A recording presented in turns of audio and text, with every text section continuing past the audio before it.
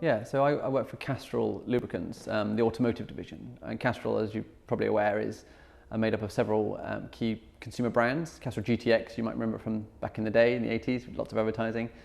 Castrol Magnatech, which is sort of our midway product based around protection. And Castrol Edge, which is our premium product, which is more around enhancing your driving performance and your engine's performance. As digital marketing lead, my role at Castrol in Europe and Africa is to try and obviously understand those brand objectives and translate them into the digital channel so that we can connect with our consumers better by using the strength of the digital arena. I think for me it's all about brand reputation, and brand reputation is going to be increasingly influenced by social conversation, and therefore the need for any brand to succeed and compete over the next 3 to 5 years. It's going to be much more important for them to engage in those social conversations and create a two-way engagement, as by the nature of the medium.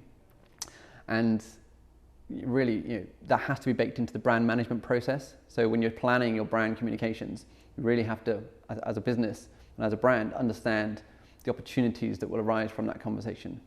So for me, it's about really baking that in at the beginning and getting better at that, because it's only going to get more important as the years go on.